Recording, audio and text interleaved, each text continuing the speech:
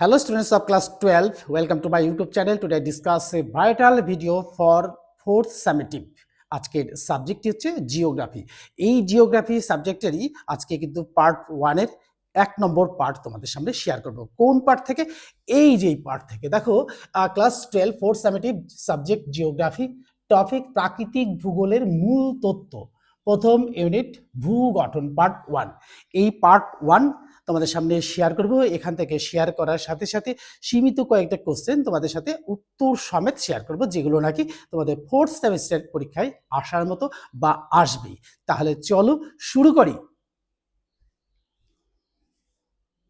শুরুতেই আমি বলবো যে আমি কিন্তু এই ভূগোল বইটায়, অর্থাৎ এই জিওগ্রাফি সাবজেক্ট 4th সেমিস্টার দ্বাদশ শ্রেণী, এই জিওগ্রাফি সাবজেক্ট কিন্তু শেষের দিক থেকে শুরু করেছি। অর্থাৎ শেষের দিক থেকে শুরু করাও যা, প্রথম দিক থেকে শুরু করাও তাই। অর্থাৎ প্রত্যেকটা পার্ট রয়েছে, অর্থাৎ 3টে পার্টে কিন্তু আমি শেয়ার করেছি। তো দ্বিতীয় পার্ট শেয়ার করা হয়ে গেছে, অর্থাৎ প্রথম তৃতীয় পার্ট কিন্তু শেয়ার করা হয়েছে, একটা দুটো করে পার্ট শেয়ার করা হয়েছে।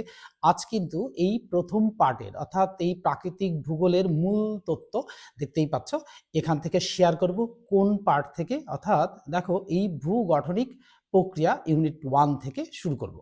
দেখো এই শুরুতেই আমি বলবো যে এখানে কিন্তু একটা বড় কোশ্চেন আছে, অর্থাৎ বোঝার ব্যাপারটাই কিন্তু ভূগোলটা যদি সঠিকভাবে না বোঝা যায় তাহলে কিন্তু ভূগোলটা পড়ে কোনো লাভই হবে না। তাই পাঠটা পড়ার আগে এই যে আমরা এই সমুদ্র তলদেশের সম্প্রসারণের পর্যায়সমূহ, অর্থাৎ সমুদ্রের তলদেশ যে সম্প্রসারণ ঘটেছে তার ফলেই কিন্তু সৃষ্টি হয়েছে এই মহাদেশ, মহাদেশ সমূহ। তা দেখো আমরা শুরুতেই কয়েকজন ভূতত্ত্ববিদের মতামত নিয়ে একটু আলোচনা করব, তা না হলে কিন্তু আমরা এই আলোচনাটা সঠিকভাবে বুঝতেই পারবো না। তাই দেখো সমুদ্র বক্ষ বিস্তার, অর্থাৎ এই সি ফ্লোর স্প্রেডিং, অর্থাৎ এই সমুদ্রের বক্ষটা কিভাবে প্রসারণ লাভ করেছে। তো দেখো এখান থেকেই আমি শেয়ার করে চলি যে দেখো ভূমিকা, বহুকাল পূর্ব থেকেই ভূতত্ত্ববিদগণ মনে করেন মহাদেশীয় ভূখণ্ডের সঞ্চালনের ফলেই মহাদেশ এবং মহাসাগরগুলি বর্তমানে বন্টন সৃষ্টি হয়। তো এই ধারণা পরিপূরকভাবে সমুদ্রবক্ষ বিস্তার তত্ত্বের উদ্ভব ঘটে। মহাদেশ ও মহাসাগর উৎপত্তি ও গঠন সম্পর্কিত তথ্যগুলির মধ্যে সমুদ্রবক্ষ বিস্তার তথ্য খুবই প্রাসঙ্গিক ও তাৎপর্যপূর্ণ। দেখো কি হয় না, মহাদেশ বা মহাসাগরের উৎপত্তি কিভাবে হয়, মহাদেশই বা কিভাবে সম্প্রসারণ ঘটে, আর মহাসাগরের বা কিভাবে সম্প্রসারণ ঘটে, সেটাই কিন্তু এখন দেখার বিষয়। এই দেখার বিষয়গুলির মধ্যে বিভিন্ন ভূতত্ত্ববিদ নানাভাবে তাদের মতবাদ ব্যক্ত করেছেন। তো তার মধ্যে দেখো এই সমুদ্র বক্ষ বিস্তার তথ্যই খুবই প্রাসঙ্গিক ও তাৎপর্যপূর্ণ। দেখো এই প্রবক্তাগণ কি কি বলেছেন তাদের কথাগুলো একটু আমরা আলোচনা করব। এই আলোচনার মধ্যে দিয়েই কিন্তু আমরা বুঝবো যে এই সমুদ্র বক্ষ কিভাবে সম্প্রসারণ লাভ করে বা সম্প্রসারিত হয়। দেখো 1960 সালে মার্কিন ভূতত্ত্ববিদ হ্যারি হ্যামার্স হেস এবং মার্কিন বিজ্ঞানী রবার্ট সিনক্লিয়ার ক্লিয়ার ক্লিয়ার ডেটস সমুদ্রবক্ষ বিস্তারের ধারণা ব্যক্ত করেছেন। হ্যারি হেস 1962 সালে history of the basin of the ocean basin বইতে তার তথ্যটি প্রকাশ করেছেন। দেখো এখানে একটা কিন্তু কোশ্চেন লুকিয়ে রয়েছে যে এই হ্যারি হ্যামার্সেন হেস কে, তার লেখা বইটির নাম কি, তার কত সালে এটা লেখেন, এটাও কিন্তু ভেরি ইম্পর্টেন্ট, এটা কিন্তু পড়বে। এবার সংজ্ঞা হিসাবে আসতে পারে, দেখো কি সংজ্ঞা, মধ্য মহাসাগরীয় শৈলশিরা অঞ্চলে আগ্নেয় ক্রিয়াকলাপের প্রভাবে এই মহাসাগরীয় শৈলশিরা অঞ্চল, অর্থাৎ মহাসাগরের তলায় এই আগ্নেয় ক্রিয়াকলাপের প্রভাবে নতুন মহাসাগরীয় ভূত্বকের উৎপত্তি এবং সেখান থেকে ক্রমশ প্রান্তভাগের দিকে মহাসাগরীয় তলদেশের বিস্তারের ঘটনাকে এই সমুদ্র বক্ষ বা বিস্তার বা সমুদ্র তলদেশ সম্প্রসারণ বলা হয়। এটা কিন্তু ভেরি ভেরি ইম্পর্টেন্ট যে সমুদ্র তলদেশ সম্প্রসারণ কাকে বলে। তাহলে আমরা এইটাই পড়বো যে সমুদ্র বক্ষ কিভাবে বিস্তার লাভ করে। দেখো পূর্ব ধারণা অর্থাৎ পূর্বে দেখো কত সাল 1620 সাল। এই 1620 সালে ব্রিটিশ দার্শনিক ফ্রান্সিস বেকন এর নভাম আর্গানাম গ্রন্থে, তাহলে দেখো এখানে একটা কোশ্চেন লুকিয়ে রয়েছে। এই আটলান্টিকের দুই পাড়ের আফ্রিকা ও দক্ষিণ আমেরিকা মহাদেশের উপকূলের সাদৃশ্য থেকে প্রথম সমুদ্রবক্ষ বিস্তারের আভাস পাওয়া যায়। তারপর দেখো দেখো 1600 থেকে চলে এলো কোথায় না 1910 সাল। এই 1910 সালে মার্কিন বিজ্ঞানী ফ্র্যাঙ্ক ব্রুসলি টেইলর টেইলর মহাদেশগুলির অনুভূমিক স্থানান্তরের জোরালো বক্তব্য তুলে ধরেছেন। 3 নম্বর দেখো 1922 সালে জার্মান আবহবিদ আলফ্রেড ওয়াগনার আটলান্টিক মহাসাগরের উৎপত্তি সম্পর্কে একটি পূর্ণাঙ্গ ও যুক্তিসঙ্গত মহিসঞ্চারণ মতবাদ দেন। 4 নম্বর দেখো এছাড়াও অর্থাৎ হোমস এর তাপীয় পরিচালন স্রোত ভ্যানিং মেজেন এর সামুদ্রিক খাতে ঋণাত্মক অভিকর্ষিত চ্যুতির ইত্যাদি ধারণা হেসকে নতুন ভূগাঠনিক ধারণা তৈরি করতে উৎসাহিত করেন। এবার দেখো এই 4টে কারণ অর্থাৎ ধারণাগুলো কিন্তু সবাই ব্যক্ত করেছেন। তার মধ্যে দেখো মূল বক্তব্য হোমসের পরিচালন স্রোত তথ্য সামুদ্রিক ভূতত্ত্ব ও ভূ রসায়ন ভূ পদার্থবিদ এর ভিত্তিতে তিনি বলেন যে না এই ক্রুদ্ধমণ্ডলে ম্যাগমার পরিচালন স্রোতের, এইবার চলে যাবো একদম উপরের দিকে গিয়ে দেখো ম্যাগমার পরিচালন স্রোতের ঊর্ধ্বগামী বা ঊর্ধ্বমুখী অংশে মহাসাগরীয় ভূত্বক ফেটে গেলে বা গিয়ে অসংখ্য ফাটল বা চ্যুতিরেখা সৃষ্টি হয়। 2 নম্বর কারণ বক্তব্য দিয়েছে দেখো যে লক্ষ লক্ষ বছর ধরে ওই ফাটল বরাবর অবিরাম ব্যাসল্ট জাতীয় লাভা নির্গত হয়ে সামুদ্রিক ভূত্বকের উপর সঞ্চিত হয়ে মধ্য সামুদ্রিক শৈলশিরা সৃষ্টি হয়। প্রতি সারি সীমানা বরাবর সমুদ্রবক্ষের বিস্তার ঘটতে থাকে। ম্যাগমা নির্গমনের সময় সৃষ্ট প্রবল চাপে ভূত্বক ক্রমশ পাশের দিকে বিস্তার লাভ করতে থাকে এবং মাঝের অংশ লাভা জমে নতুন মহাসাগরীয় ভূত্বক সৃষ্টি হয়। দেখো এবার এই মহাসাগরীয় স্রোতের সৃষ্টি হলো অর্থাৎ মহাসাগরীয় ভূত্বক সৃষ্টি হয় কিভাবে, এটা কিন্তু একটু চিত্র করে দেখে লিখলে কিন্তু আমার মনে হয় ভালো হয়। দেখো এটা একটু চিত্রের মধ্যে দিয়ে দেখানোটাই সবচেয়ে বেটার হবে। দেখো কি হবে একটুখানি বোঝার চেষ্টা করো, তোমরা দেখবে যে সহজেই বুঝে যাবে। আমরা কি করব, প্রথমেই দেখো এই 3টে পার্ট অংশ করে নেব। দেখো এই 3টে পার্ট অংশ যদি আমরা করে নিই, দেখো এই 3টে পার্ট অংশ যদি আমরা করে নিই, 2 4 6টা, তারপরে দেখো 2 4 6টা পার্ট করে নিলাম। দেখো 2 4 6টা, এবার দেখো 2 4 6টা ঠিক এরকম ভাবে পার্টটা করে নিলাম। পার্টটা করে নিলে হবে কি, দেখো সুন্দরভাবে এটাকে দেখানো যাবে। এটা যদি এইটুকু করা যায়, দেখো এরকম ভাবে এটাকে যদি দেখানো যায় তাহলে কিন্তু খুব সুন্দরভাবেই এটা করা যাবে এবং তোমরা বুঝতে পারবে। দেখো আমি অবশ্যই বই ফলো করব, কারণ কি বইটা থেকেও আমরা কিছু তথ্য পেয়ে যাই। এই তথ্য অনুযায়ী কিন্তু আমাদের এগোতে হয় এবং এগোতে পারলেই কিন্তু কি হয়, সফলতা লাভ আসে। তাই বই দেখাটা বড় ব্যাপার না, বড় ব্যাপারটা হচ্ছে যে এখানে কিন্তু তোমাদের বুঝতেই হবে যে চিত্রটা কিভাবে আসছে সেটা একটু ফলো করার বিষয়। দেখো এবার আমরা মাঝখান থেকে এটাকে দেখিয়ে নিলাম, দাগ দিয়ে দেখিয়ে নিলাম, সবটাই একসঙ্গে করে দেবো তাহলে কিন্তু সুবিধা হবে। 2টো করে পার্ট করে নিলাম।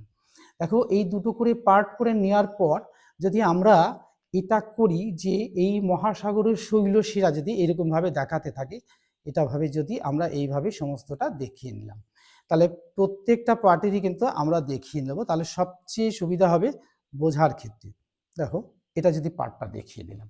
এবার দেখো এই পার্টেরই প্রথম একটা করে দেখো, এই পার্টেরই প্রথম একটা করে পার্ট দেখো আমরা দেখাবো যে দেখো এটা যদি প্রথম পার্টে এইটুকু করে এসে দেখায়, আর আরেকটু আসি, এটা যদি এইটুকু করে এসে দেখায় তাহলে দেখো খুব সহজেই কিন্তু কি হবে না এই ব্যাপারটাকে বোঝা যাবে। তাহলে বোঝা যাওয়ার জন্য আমাদেরকে কি করতে হবে, দেখো এখানে পার্টটাকে আমরা যদি এটুকু নিয়ে আসি, এখানে পার্টটাকে যদি আমরা এটুকু নিয়ে আসি, তাহলে দেখো এই পার্টের সঙ্গে একটা পার্ট জোড়া হলো, জোড়া হয়ে এখান থেকে আমরা নিয়ে আসবো যে এইটুকু, এখান থেকে এইটুকু নিয়ে এসে দেখো এবার আসবো আমরা একটু সোজা আসবো, এসে কিন্তু আমরা এটাকে জোড়া করে দেবো, এরকম এটাকে পার্ট করে দেবো। তাহলে দেখো এই যে একটা পার্ট দেখানো হলো, এই পার্টের মধ্যে দিয়ে আমরা দেখব যে কি কি না, এইটাকে দেখো এটা হচ্ছে মহাদেশ, হ্যাঁ মহাদেশ, দেশ এটাও মহাদেশ, আবার এদিকটাও কিন্তু মহাদেশ দুটোই, আবার এদিকটাও কিন্তু মহাদেশ হবে, মহাদেশ হবে, আবার এটাও কিন্তু মহাদেশ হবে। এই পার্টটা যদি আমরা মহাদেশ ধরি, আর এই মধ্য মহাসাগরীয় শৈলশিরা, এটা যদি মধ্য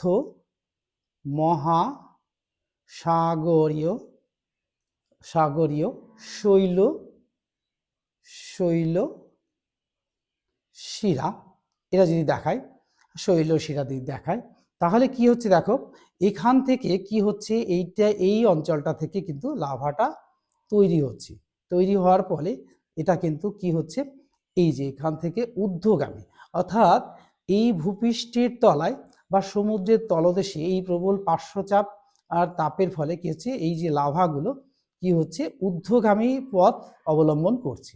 দেখো এই ঊর্ধ্বগামী পথ অবলম্বন করে এই যে আমরা তো কালার করে দেখাতে পারছি না, তো দেখো আমরা একটুখানি এটাই দেখাচ্ছি যে এরকম করে লাভাগুলো কিন্তু উপরের দিকে উত্থিত হবে।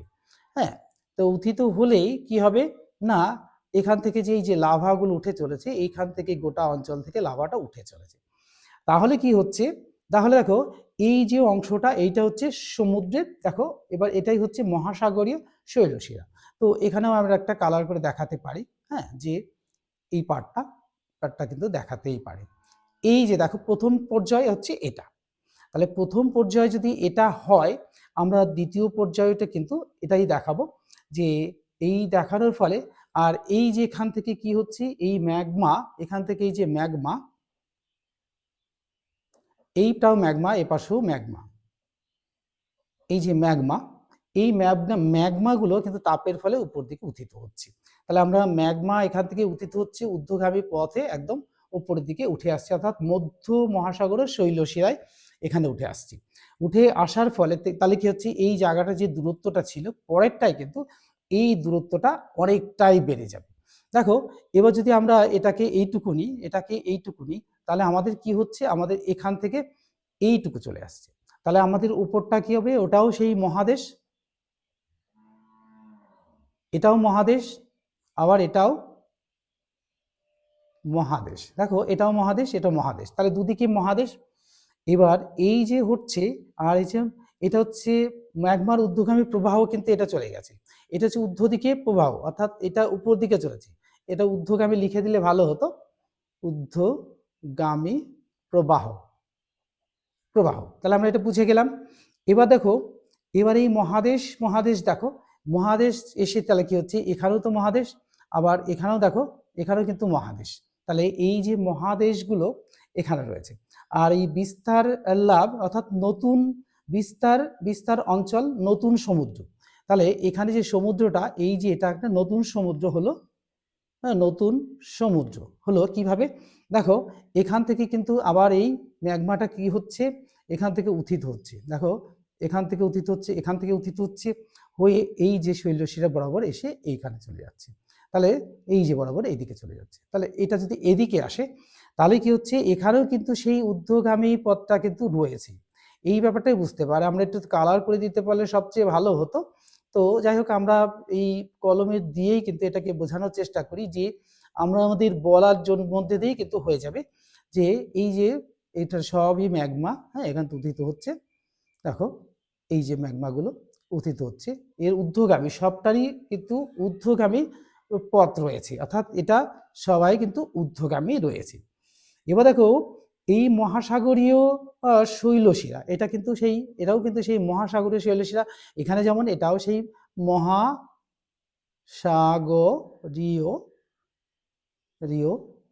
শৈলশিরা।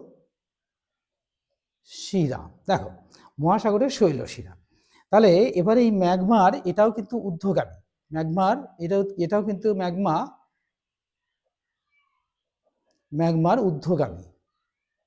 ঊর্ধ্বগামিতা। এটাও কিন্তু তাহলে সমুদ্রের, এটা কি তলদেশ, দেখো এইটা হচ্ছে সমুদ্রের তলদেশ, তাহলে এখান থেকে তো সমুদ্র হয়েছে, এটাও কিন্তু সমুদ্র, দেখো এটা সরেছে, এবার সরে গিয়ে এই যে একটা নতুন সমুদ্র, সমুদ্র বিস্তার লাভ করেছে। তাহলে এখানে ছিল একটুখানি জায়গা, এই জায়গাটা একটু লক্ষ্য করতে হবে, এই জায়গাটা আর এই জায়গাটা দেখো, লক্ষ্য করো, দেখো অনেকটা জায়গা প্রসারণ লাভ করেছে। তাহলে দেখো আমরা এটাও বুঝলাম। এবার দেখো ঠিক তৃতীয় ভাগেও কিন্তু আমরা এইরকম ভাবেই করব, কিন্তু সেটা অনেকটা কিন্তু জায়গাটা নিয়ে কিন্তু এটা তৈরি হবে। দেখো তাহলে আমরা লিখে দেবো কি, যে এখানে হচ্ছে বিস্তার অঞ্চল নতুন সমুদ্র, এটা তো নতুন সমুদ্র তৈরি হচ্ছে, বিস্তার অঞ্চল এটা বিস্তার লাভ করছে। দেখো প্রথমে যে একটু অংশ ছিল, তারপরেরটা বেড়েছে, তারপরেরটা কিন্তু আরো অনেকটাই বেড়েছে, অনেকটা। দেখো তাহলে কি লিখবো, বিস্তার অঞ্চল নতুন সমুদ্র, বিস্তার অঞ্চল নতুন সমুদ্র। দেখো নতুন সমুদ্র তৈরি হয়েছে। এবার হচ্ছে এটা হচ্ছে কি, হচ্ছে মধ্য মহাসাগরীয় শৈলশিরা, এই জায়গাটাই হবে এই যে মধ্য, তাহলে এই যে মাঝখানটা, ঠিক এই পোর্শনটা থেকে এই পোর্শনটা মধ্য মহাসাগরীয়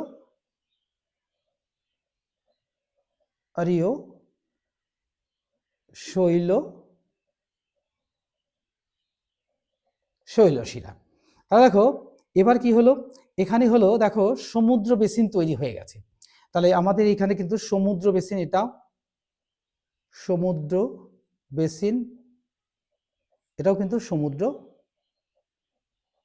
বেসিন, এই সমুদ্র বেসিন তৈরি হয়েছে। আর কি মহাদেশগুলো কোনগুলো, এটাও কিন্তু মহাদেশ, এখানেও কিন্তু মহাদেশ, এটাও কিন্তু মহাদেশ, এটাও কিন্তু মহাদেশ, এটা কিন্তু তৈরি হয়েছে।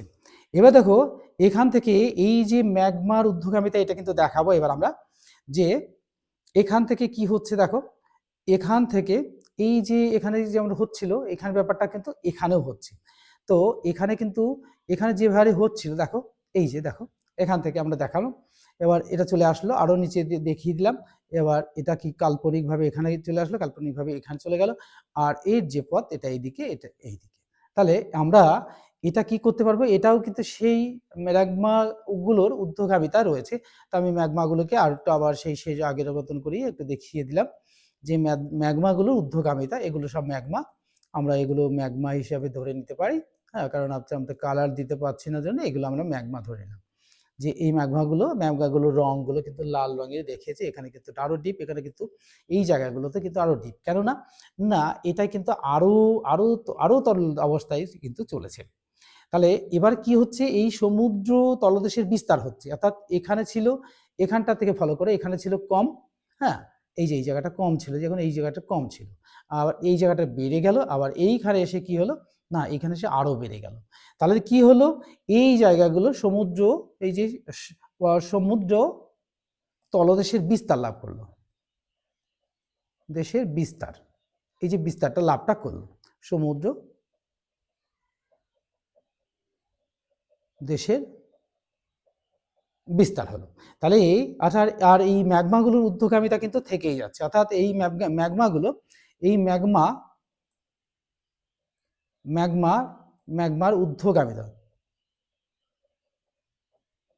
ঊর্ধ্বগামিতা কিন্তু দেখিয়ে দিয়েছি, যে এই ম্যাগমার ঊর্ধ্বগামিতা হয়েছে। তাহলে এখানে দেখো সমুদ্র বেসিন তৈরি হয়েছে, মহাদেশ বেড়েছে। তাহলে আমাদের এই সমুদ্রের যে, অর্থাৎ সমুদ্র তলদেশের সম্প্রসারণ কিভাবে, দেখো প্রথমে একটুখানি, তারপরে আর একটু বেশি, তারপরে একদম পুরো অংশটা বেশি। তাহলে এইটাই আমরা এই চিত্রগুলোর মধ্যে দিয়ে, অর্থাৎ এইটার মধ্যে দিয়ে কিন্তু আমরা সহজেই বুঝে গেলাম। দেখো এখানে একরকম ছিল, এখানে একরকম, এবার এখানে একরকম, এই চিত্রটার মধ্যে দিয়ে আমরা মোটামুটি একটা ধারণা করতে পারলাম, যে না কি সমুদ্র তলদেশ কিভাবে কিভাবে সম্প্রসারণ ঘটে সেটাই কিন্তু আমরা বুঝে ফেললাম। আর বোঝার সাথে সাথে এই দেখো ভূগোলটা যদি একটু ঠিকঠাকভাবে না বোঝা যায়, অর্থাৎ সমুদ্রের তলদেশের সম্প্রসারণ কিভাবে ঘটলো, এই ঘটাটা কিন্তু যদি আমরা সঠিকভাবে না বুঝি তাহলে কিন্তু কি হবে না, তাহলে ভূগোল পড়াটাই কিন্তু বৃথা হয়ে যাবে। দেখো সুন্দর করে আমি বুঝিয়ে দিয়েছি যে সমুদ্রের তলদেশের প্রাথমিক স্টেজ, তারপরে স্টেজ, তারপরে স্টেজে কিন্তু এইভাবে সম্প্রসারণ ঘটেছে। তাহলে আমরা এর মধ্যে দিয়ে আমরা চলে যাব এবার একটুখানি আবার বইয়ের দিকে চলে যাব, যে বইয়ের নতুন পাতাতে চলে যাব। নতুন পাতাতে গিয়ে দেখব যে এখানে কতগুলো একটু কারণ দিয়েছে। দেখো এই দুপাশে অর্থাৎ দেখো 4 নম্বরটা দেখে পড়ব যে সমুদ্র তলদেশের এই প্রসারণের সঙ্গে সঙ্গে পুরনো ভূত্বকীয় অংশের বিনাশ ঘটেছে। তার মধ্যে এই পরিচালন স্রোতের নিম্নগামী বাহু বরাবর এই মহাসাগরীয় খাতে পুরনো ভূত্বক ঢুকে ধ্বংস হয়ে যায়, আর সমুদ্রের তলদেশ এই সংকোচনশীল অঞ্চলকে অবনমন অঞ্চল বা এই সাবডাকশন জোন বলা হয়। তাহলে সাবডাকশন জোন এটাও কিন্তু একটা ভেরি ইম্পর্টেন্ট কোশ্চেন। এই প্রচণ্ড ঘর্ষণ চাপ ও তাপে পুরনো মহাসাগরীয় ভূত্বক গলে যায়। এই পুরনো গলিত ম্যাগমা পুনরায় পরিচালন স্রোতের ঊর্ধ্বগামী অংশে নির্গত হয়ে নতুন মহাসাগরীয় ভূত্বকের জন্ম নেয়। তো তাই এই কনভেয়ার বেল্টের মতো সামুদ্রিক ভূত্বকের মধ্যে সামুদ্রিক শৈলশিরা থেকে বাইরে দিকে যে হারে বিস্তার লাভ করে প্রান্তভাগে সামুদ্রিক খাতে সেই একই হারে শেষ হয়, ফলে এই ভূত্বকের মোট ক্ষেত্রমান সমান থাকে। এটাও কিন্তু ইম্পর্টেন্ট। তো এখানে আরেকটা ইম্পর্টেন্ট কোশ্চেন দেখো যে এই কনভেয়ার বেল্ট কি। এটি হলো ধাতু বা রাবার নির্মিত ঘূর্ণায়মান ফিতে, যা দুটি একই দিকে ঘূর্ণায়মান পুলি এর সঙ্গে যুক্ত হয়ে চক্রাকারে ঘুরতে থাকে। তাহলে আমরা এই পর্যন্তই কিন্তু শেয়ার করব।